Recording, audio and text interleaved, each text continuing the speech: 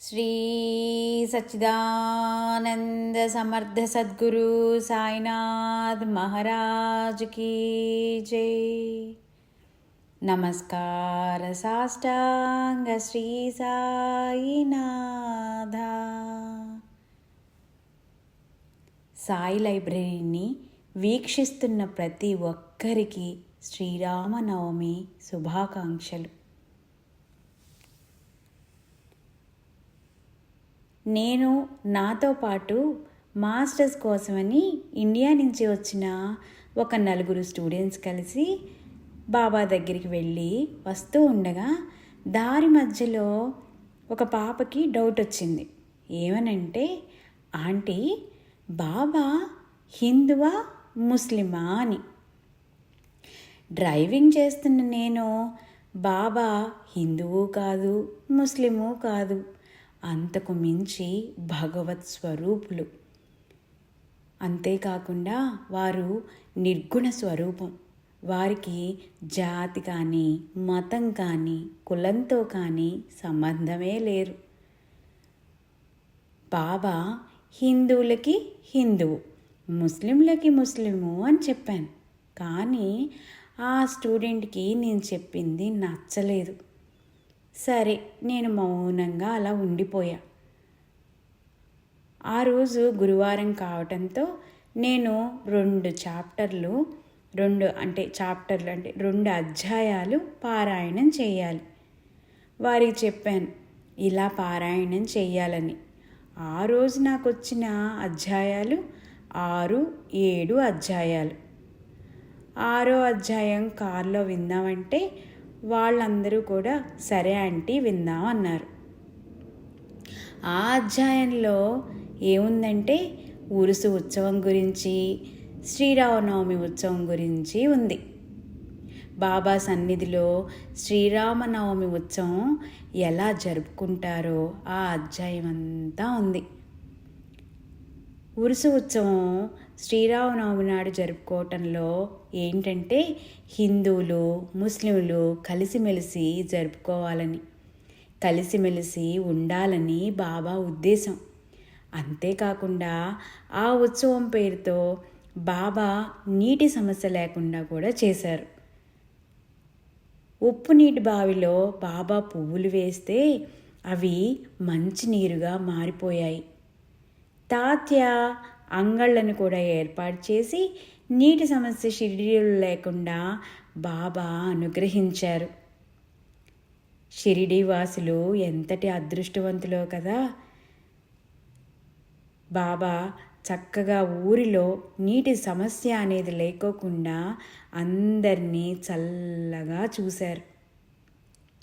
అంతేకాకుండా 2 జెండాలను తయారు చేయించి మసీదుకి 2 మూలలా పెట్టడం ఈ రోజుకి షిరిడీలో కూడా అలాగే జరుగుతోంది. అంతేకాకుండా అమీర్ శక్కర్ ద్వారాగా చందనోత్సవం కూడా జరిపించేవారు బాబా. ఒకే రోజు హిందువులతో జెండా ఉత్సవం, రాత్రి మహమ్మదీయ ఉత్సవం జరుగుతూ ఉండేవి. షిరిడీలో శ్రీరామనవమి ఉత్సవం అంటే రాధాకృష్ణమాయి మసీదుని శుభ్రపరిచి చక్కగా రంగులు వేయించేవారు. అంటే మనందరికీ కూడా బాబా మన ఇంటిని చక్కగా శుభ్రపరచుకుని అలంకరించుకోమని చెప్తున్నట్లుగా అనిపిస్తుంది కదూ. అంతేకాకుండా బాబా పేదలకి అన్నదానం చేయటం అంటే ఎంతో ప్రీతి. అందుకని సాయి భక్తులు ఈ సేవలో చక్కగా పాల్గొనేవారు. అదీ కాకుండా రామాఖ్యానము భగవత్ సంకీర్తన చేయటానికి బాబా అనుమతినిచ్చేవారు. భీష్మ కీర్తన చెప్పటం, మహాజని హార్మోనియం ముందు కూర్చుని సంకీర్తన ప్రారంభం చేసేవారు. అలా ప్రారంభం చేసే సమయంలో అంటే అక్కడ కూర్చుండగా బాబా లెండి నుంచి మసీదుకు వెళ్తూ మహాజనిని పిలిచి నిర్గుణ స్వరూపం సూచించే నింబారు నుంచి 2 పూలమాలలు తీసి మహాజని మెడలో వేయటం, ఇంకొకటి భీష్మకి ఇవ్వటం జరుగుతుంది. అంటే బాబా పూలమాలలతో చక్కగా వారు చేసే ఆ సంకీర్తనకి చక్కగా ఆశీర్వదించారు. అప్పుడు నేను ఆ పిల్లల్ని ఇలా అడిగాను, మరి బాబా మహమ్మదీయుడా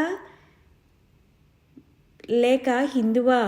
ఎందుకంటే మరి బాబా మహమ్మదీయుడైతే శ్రీరామనవమి సంకీర్తన మరి ఇలా ఎలా ఒప్పుకుంటారు అని అడిగాను ఆ స్టూడెంట్స్ని. ఆంటీ, ఇంట్రెస్టింగ్గా ఉంది, మొత్తం అధ్యాయం అంతా విందాము అన్నారు వాళ్ళు. నాకు కూడా చాలా ఆనందం వేసింది. ఆ తర్వాత ఇలా ఆడియో వస్తుంది.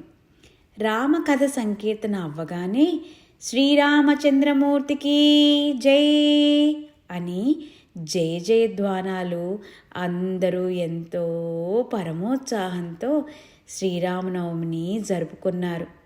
మనందరం కూడా అక్కడే ఉండి మరొక్కసారి శ్రీరామచంద్రమూర్తికి జై అని మనస్ఫూర్తిగా అనుకుని ఆ శ్రీరామనవమి వేడుకల్లో వారందరూ ఎంత ఆనందంతో ఉన్నారో మనందరం కూడా అంతే ఆనందంతో ఉందాం.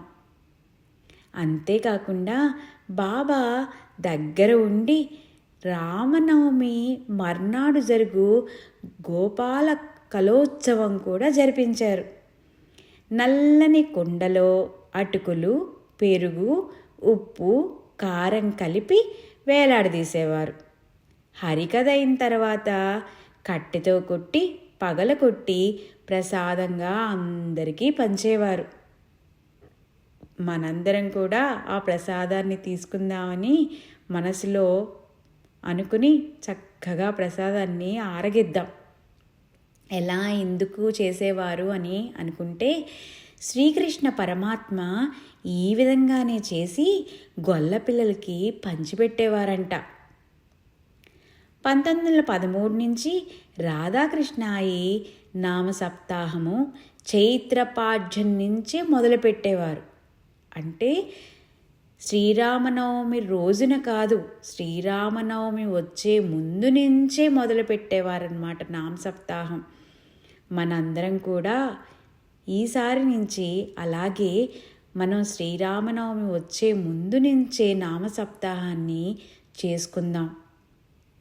శ్రీరామనవమి రోజున బలిబువ్వ మాలి హరికథా సంకీర్తన చేస్తే బాబా అతన్ని సత్కరించటం అతను ఎన్ని జన్మల పుణ్యమో కదూ.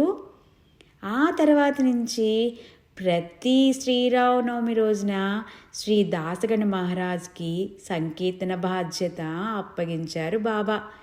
దాసగణ మహారాజు ఎంతటి ధన్యులు. అది విన్న ఆ స్టూడెంట్స్ అధ్యాయం అక్కడితో ముగిసింది.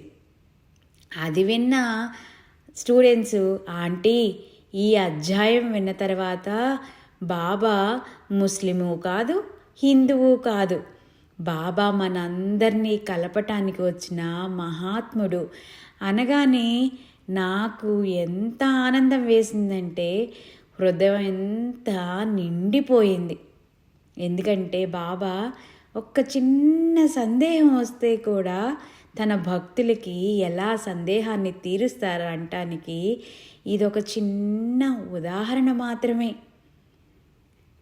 అది ఎందుకో ఇప్పుడు ఆ కథ అలా గుర్తుకొచ్చి ఈరోజు కూడా శ్రీరామనవమి కదా, అంటే బాబా శ్రీరామనవమి ఉత్సవం ఎలా జరుపుకోవాలని చెప్తున్నారు.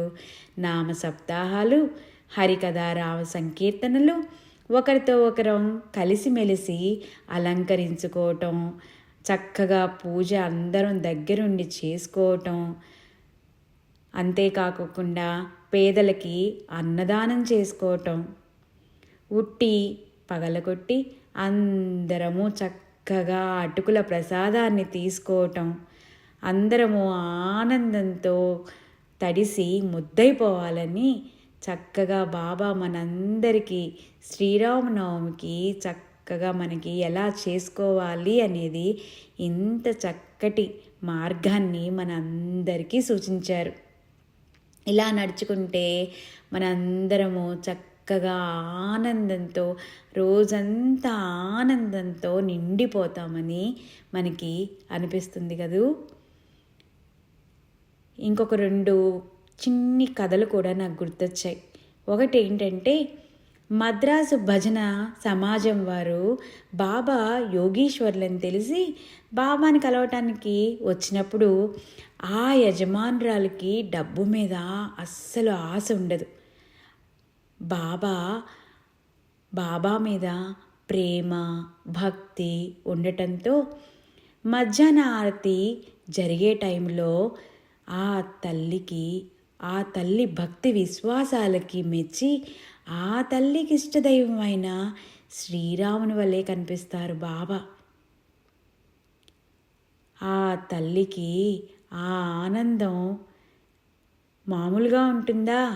ఆ కన్నుల వెంట ఆనంద బాష్పాలతో ఆ తల్లి హృదయమంతా ప్రేమతో నిండిపోతుంది. ఆ తల్లి ఎంతటి ధన్యురాలు. ఇంకొకటి, వామన్ నార్వేకరు ఒకరోజు ₹1 బాబా దగ్గరికి తీసుకొస్తారు. ఆ రూపాయి ఒక ప్రక్కేమో సీతారామలక్ష్మణులు, మరో ప్రక్క భక్త ఆంజనేయుడున్న రూపాయిని బాబాకి ఇచ్చినప్పుడు బాబా ఏమంటారంటే శ్యామతో, ఆ నాణ్యం విలువ ₹25 కంటే ఎంతో విలువైంది. మన కోశంలో దీన్ని ఉంచు, పూజామందిరంలో పెట్టి పూజించు అని బాబా శ్యామకిస్తారు. ఇప్పటికీ ఆ నాణాన్ని మనం చూడవచ్చు. ఎవరికేది క్షేమమో బాబాకి తెలుసు కదా. ఎంతటి అదృష్టవంతులం మనమందరము కూడా. ఈరోజు బాబా మనకి ఇంత చక్కటి అవకాశాన్ని ఇచ్చి షిరిడీలో జరిగే మనం షిరిడీలో లేము, కానీ షిరిడీలో శ్రీరామనవమికి ఏమేం జరుగుతుంది అని మనకి షిరిడీ నుంచి అన్ని ఫోటోలు మనకు అందినాయి. అవన్నీ ఇక్కడ పొందుపరుస్తున్నాను. నిజంగా ఇది ఒక ప్రక్క చదువుతూ అక్కడ షిరిడీలో మనం లేకపోయినా షిరిడీలోనే ఉన్నట్టు మనకు అన్ని రకాలుగా ఫోటోలు మనకు అందినందుకు బాబాకి ఎన్ని కృతజ్ఞతలు చెప్పాలి. ఆ అందించిన ప్రతి ఒక్కరికి పేరు పేరు పేరు పేరున కృతజ్ఞతలు. ఇంత చక్కటి అవకాశాన్ని మనందరికీ బాబా ఇచ్చినందుకు బాబాకి నమస్కార సాష్టాంగ ప్రణామాలు.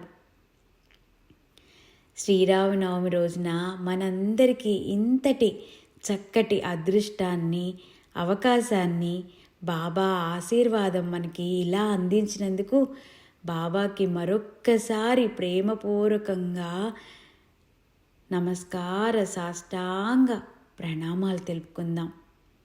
శ్రీ సచ్చిదానంద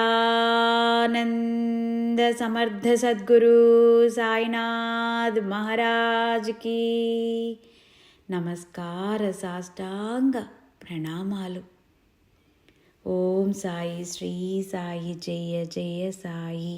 ఓం శాంతి శాంతి శాంతి.